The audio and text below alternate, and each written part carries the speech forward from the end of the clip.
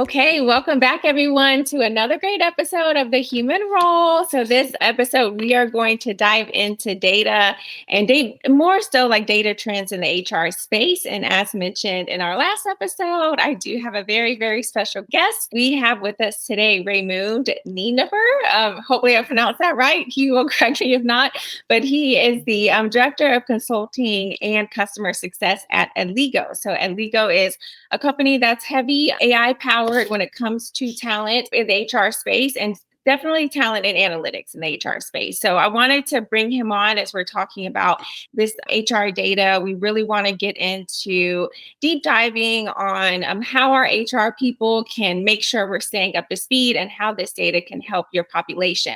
But before we get to that point, wanted to give Raymond the floor so that he can kind of give you guys his background for everyone who's not familiar with him, but then also give us some insight on Edligo and what they're doing across the world because they are a global company. So Raymond, welcome. Really excited to have you. Please take the floor. Let my network know any and all things about you and also your company because I know you guys are doing great things out there. Thank you, Janet. Thank you for having me. Wonderful to be part of your show. My name is, as you said, Reimund Nienaber. I'm at Lego's HR thought leader, consulting director, and director of customer success. I have a long background as well in HR for a large international company, more than 25 plus years.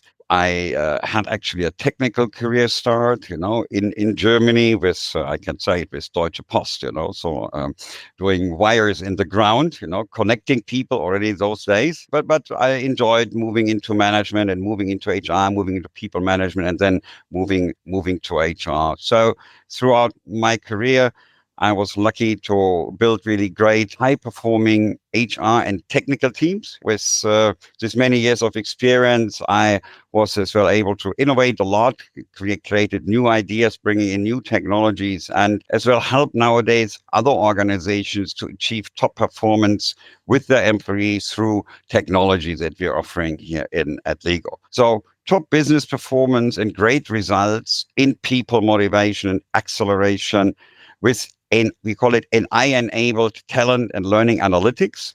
This is what we're doing at Edligo, and we're bringing to organization, to the corporate world with the Edligo platform. And Edligo exists already more than 10 years. We have a nice customer base, very international orientated as well. Our employees are basically around the globe. And it's great fun to have new discoveries with AI technologies about people and how to motivate them and how to actually move business forward. Yeah, absolutely. Thank you for that background because that, you guys, is going to get us into the nitty gritty of our topic. So, we really want to dive into heavy trends when it comes to data, especially when we're in the HR decision making seats, right? And so, Raymond, really would love to get your insight on what you see. So, not only just with your background, but of course with Edligo and what they're doing for you all's companies and clients, but wanted to kind of get insight on what are key data trends that you're seeing impacting HR and HR's decision making. I think in general we can just say that a heavy trend throughout all industries is people analytics. So we really want to start actually taking data or using the data that the companies already have collected over many years, using this and provide some first insights or even deeper insights into employee engagement, productivity, business analytics, So because of course, while we're doing people analytics, we're actually still doing actually business analytics because people are there for the purpose of furthering the business. And in order to do that, we hear that a lot is coming in there through AI and machine learning. These are certain wow topics that are currently all around our ears. We hear about ChatGPT and whatever other kind of AI application is there now to augment our life or potentially to threaten our job. We don't know, maybe in years to go, such a recording that we are doing here will be just automatedly done, and we just send a picture of us, and then will just do the chat among each other. We're just sending some keywords out only. But AI and machine learning is something that's going to be very important because we as a human, we all have to learn about how to work with these technologies, actually, how to handle it and how to understand it, as well how to understand its limitations. There are lots of things happening as well in HR or thoughts happening there, but what can you really automate, for instance, with HR? We all know that there have been stories about bots and for simple answering, question answering. And now these things become even more and more complex now. The question is how far can you trust the AI to make right and unbiased decisions? So these are really big trends, I think, happening right now. And of course, not to forget the employees, the core of the business, they want to get a better experience as well. They want to get experience enrichment through AI, through HCM platforms. And as well, that is possible by giving them views about their career, their knowledge, their improvement areas, how they can further their career. So these are really great opportunities in there. The other thing is that you don't have to wait until someone is doing kind of serious analysis. So you can really ask an AI system or a new or a modern human resource management system for real-time feedback as well. That's really a really great thing that you have continuous performance reviews, continuously pulse surveys. You always are able, as well as an HR of an organization, to pick the mood in the organization, to understand the sentiments on what's going in there. And that helps then in return by another big topic, which is DEI and B. We all know this is really big and discussed in many organizations. Should it be small or large? It doesn't matter. Actually, it matters everywhere. And here as well, these tracking and analytics of DI and B KPIs and getting better understanding helps as well throughout the entire HR decision making. Then not to forget, of course, where Edligo is really very big, and this is the skills and competency mapping, to really understand where are our people at actually right now, and not using what is the famous stomach decision, but really understanding what do the people know today, having plans as well and great vision of where we want to see the employees and their knowledge actually in future, and understanding what are the gaps and getting actually, I call it a zero waste learning established in organizations, and avoiding pouring these kind of big development activities across the entire organization. And so then 20% already know it. They're happy taking the training so they can take a rest. Maybe 20% at the bottom, they have no clue because it's too high level for them, and only maybe then 40 to 50% actually really benefiting from something. So zero waste learning is something that is very important part of skills and competency mapping as a technology that comes, for instance, in through Edligo. Last but not least, I would say that mental health metrics are as well very, very important in organization. We still always hear about, or we hear something more about burnouts of people, where we need to understand how are we actually distributing workload, how is work actually affecting the well-being of people. And so these are all very important items that I think this could be like some major key data trends in HR. Absolutely. I would say you hit it on the head with kind of just how my flow of podcast episodes have been this year, right? Where, okay, AI, there's so many people think AI is going to take my job. Some people are really scared of it. And so you hit it really nail on the head. Like, we don't really know fully. We have an idea that it's probably going to take some roles, right? We don't really know what that looks like. I've been encouraging people just to be open to it. It's here. Right? We can't do anything about it. Like, it's here. We need to just welcome it and try to use it to the best of our abilities. But I think the main key factor is making sure, like with DIMB, that everyone is feeling included and belonging, and then really that you're diving into your employees and understanding what your employees want. So exactly what Reimund touched on, you all, like, even if you're in the HRC, not from a really high level where you're just making a decision and you're not getting the data from the employees, right? We really want to make sure we're trying to get the surveys in, talk to employees, gather what they really see fit for themselves. And then when you talk about mental health too, that's a very sensitive topic where years ago people weren't really comfortable talking about it and now they are. And so coordinating just the mental health day, right? Just in your, benefits plans for people to take time off, I think goes a long way for a lot of people. So love those points. Those are really great points. And so you guys, listen, we got another expert on here. Okay. You got to take his advice and insight here to help, BHR have that human aspect for your team and really push things forward because it is really an employee market right now versus an employer market. So really good points there. And so that leads me to my next question. So, for anyone who has listened to your key trends and really wants to get this implemented, but say they're a smaller company, they don't have heavy budgets, what type of suggestions or how do you think of smaller companies that are trying to leverage data but don't really have heavy, extensive resources and budgets to do that with? What would be your advice to them? Truly, the starting point, Jana, is something that where many organizations actually have trouble. They just think, oh, this all looks so great with all these graphs and all these outputs that we get from these analytics, but we're just so small and we don't have the time, we don't have the budget. Well, I think we have to understand that companies always can actually start simple, so and it expand over time when they see that it's actually really helpful for them, that they see that they understand the benefit. And so I just say start simple, start easy, start with this with a focus on the core metrics, on the core data you actually do have available. Analytics start simple. Look, for instance, at your turnover rate, looking at employee satisfaction, looking at work outputs versus financial data. So, in this data, usually all companies do have actually available right now. And then there are, for simplest way of analytics, there are free or low cost tools. So there are Google Analytics. I can think of Excel. There are some basic HR software as well, which people or organizations can buy in a self-service mode, when you'll have it like software as a service, where you don't have like big consultancy packages that you need to buy or spend money for. So HR can just go to the system, for instance, on a Edligo website, you can just go there, try it out, and then you can upload your own headcount and you can decide how you want to continue with this.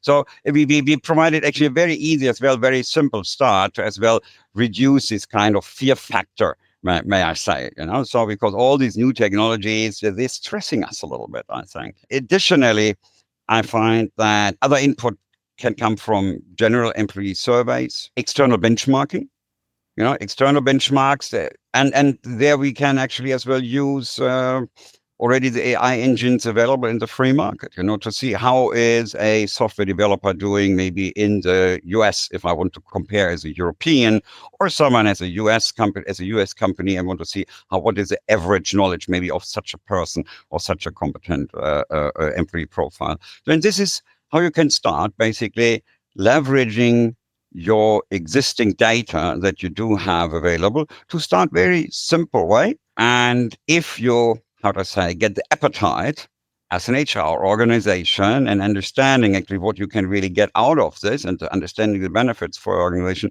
then you maybe can start actually maybe looking into real platforms that can help you to do this actually for your entire business. Love that. Start simple. How simple is that, right? When you were saying that, I'm like, that is so true. We could just start simple, maybe make our own survey, send something out, take advantage of ChatGPT or AI, so that's like such a cool way to get that going. And then I love the word you used to build the appetite because a lot of times when we're going to our C-suite executive to try to get approval for this new fancy system, there is really no data to show that it's going to be even useful, right? So if you do start simple, out there and can really gauge your population some, then you would have a better rebuttal, right? When you're presenting that and trying to get those budgets approved. So great call out there. That was really simple. Start simple, you guys. So I know it doesn't seem that easy, but sometimes we do make things a lot harder and more difficult, than they really need to be. So perfect.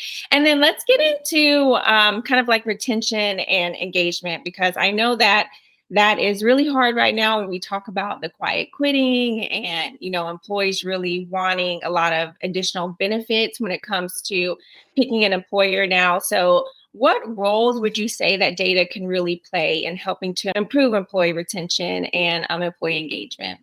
I think data plays a pivotal role here. And at Lego, as our name says, we're connecting the dots in education, So as I shared with you earlier, little anecdote about at Lego name. When you are collecting data, then it requires kind of system intelligence nowadays actually to be able really to connect the dots between all these different data points that you're having.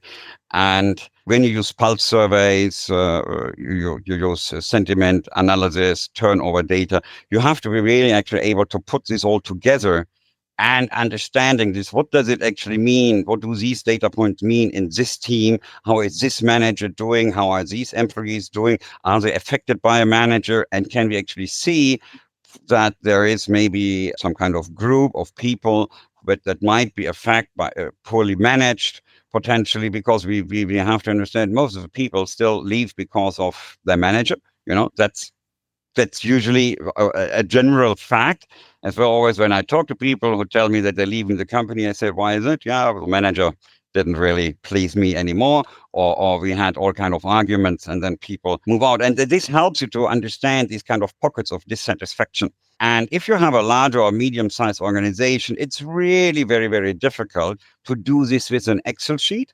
And then if you have these kind of heat maps automatically coming out of a system to analyze it, and of course having smart questions that still protect the privacy of the individuals, but as well helping to, I find these little nuances of how the heat or the temperature is in those different teams that can really help you a lot.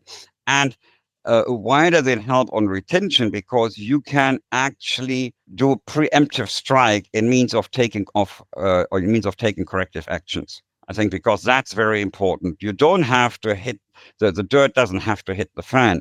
You can actually make sure, do I see things evolving in some teams? Are things changing? And when you do this kind of pulse surveys, you can see this over time. Using this as well together with competence data, because we know that people nowadays, they always want to learn more. They want to build a career. If they see that certain things are not moving for them, that they're stuck, and you get certain additional data points, you can easily make an AI system understand that there is something in the odd, at least that should be checked. So we use the Edligo system here as well as an early warning light in terms of attrition, in terms of customer satisfaction, in terms of business results, or to see as well where has it already hit the wall. Is it going to be very red, or are we just transitioning from green to yellow into red areas, or are we actually transitioning to the better way? And this is what people can easily see actually when doing simple AI supported analytics.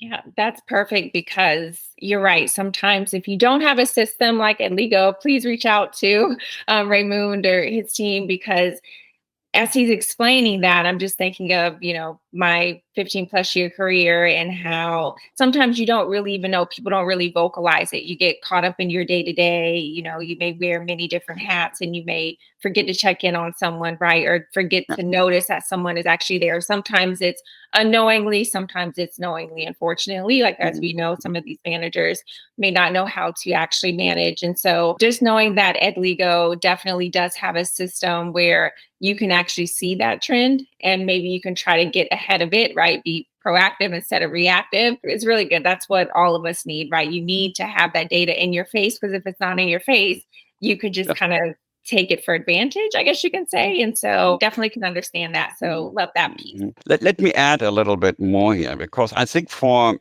using a system like Edligo, there's a little bit more in there for employees. If I look at the WIIFM value, so this what's in it for me.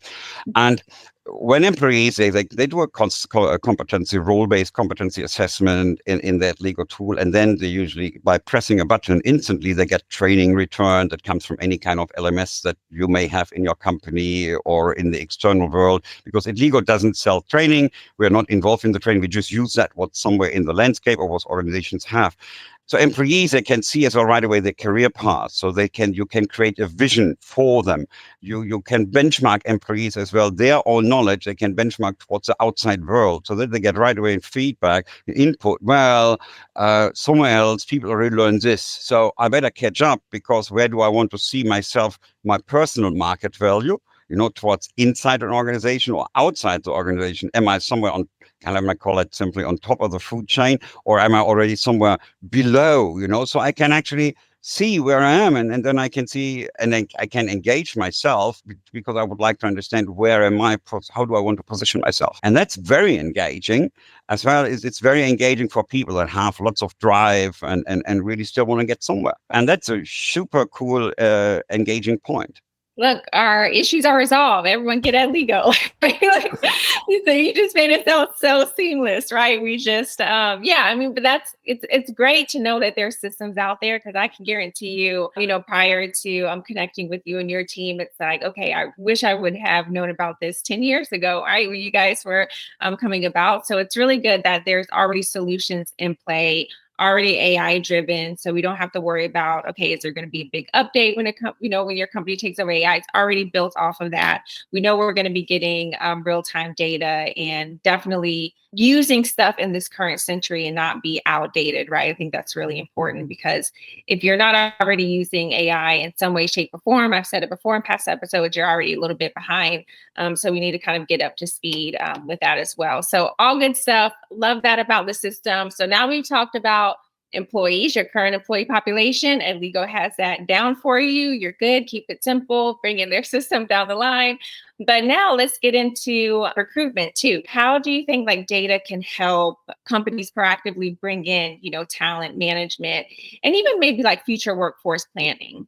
I love, again, the idea of when you have openings that you actually be able to have a proper first succession management inside the organization. I think that's very important because I felt in the past in some other companies, people always tell me they feel overstepped when they know that someone actually has left and then someone has been filling in that company, then suddenly someone from external appears and that job was actually not even advertised internally in the organization. People feel so wrecked and disappointed when this happens in companies. And then you're even supposed to teach that person the job, and they're telling you that you were nice to fill in, but you're not qualified to take the role, So that's happening often, and it's very disappointing and discouraging for people. So in a proactive talent management here, I think helps you or helps the HR to see actually in their succession or promotional planning to understand where do I have gaps, where do I have oversupply maybe in people or in skills, in competencies in the organization, where do I have an undersupply? And if I have undersupply in certain roles, but I have certain requirements, then a tool must indicate to me, I have to invest maybe in certain developments or I have to invest in certain roles in order to up and to close these gaps that I have. And such a tool like Edligo can easily show this, and lots of simply easy to understand reports, and to make sure as well that you have a great understanding of the attrition that might come. We spoke earlier about this attrition risk maybe, and we do as well have attrition reporting in their assessment, not only reporting, but as well prediction. What's going to happen and what skills or competences am I going to lose over a period of time if I don't change things or if I don't refill? And then I have to check, of course, how do I refill this? I get maybe lots of recruitment requisitions out. And with all the recs, I get what? I get lots of CVs. How do I now analyze all these CVs? I just put all these CVs into the Edligo system and add as well this job description, compare this, and then the system will just tell me, okay, this one is the best one, and gives you as well a proper reasoning why this one or that one should be your primary candidate. In that way, you can actually easily fill projects or roles. In the same way, for instance, you can upload a project description into the Edligo system and say, I need this many project managers, developers, I need DevOps, and what other technical roles there might be. And then it will find you the best people in your organization or of that area in your organization where you want to search the people and you filled your project. Because another big problem is usually from the email times of finding people, if you make a search in a large organization for a specialist and you really need the best guy there, you may not necessarily get the best person. You may get the one that's just left over from somewhere.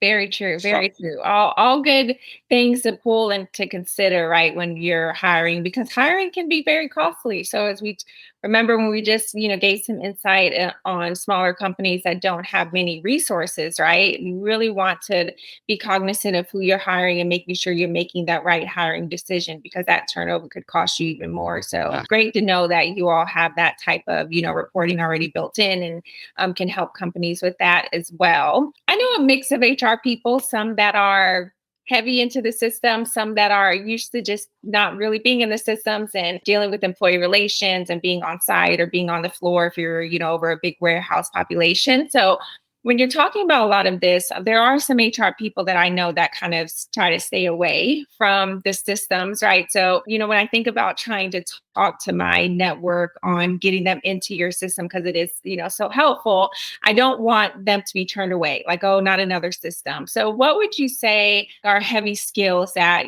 HR professionals should really develop when you're talking about getting more involved in a data driven culture? I'm sure you've dealt with that, No.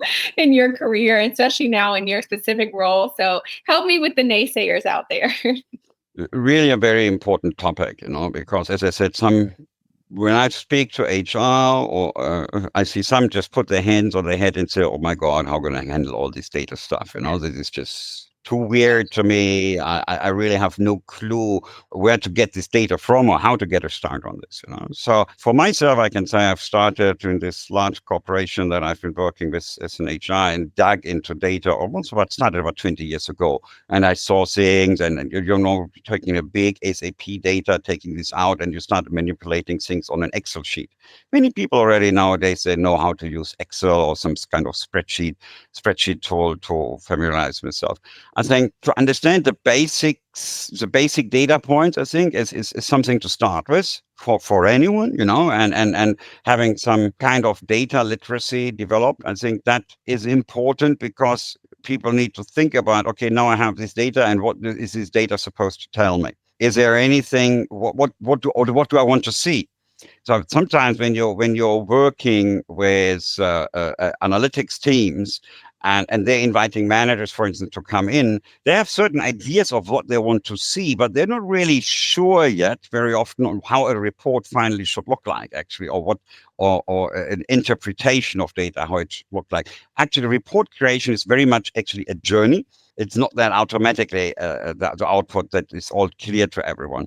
We always have to understand what problem we have, what solution can we find for this, or what data I have in order to help me to see that what kind of solution I want to look at later on.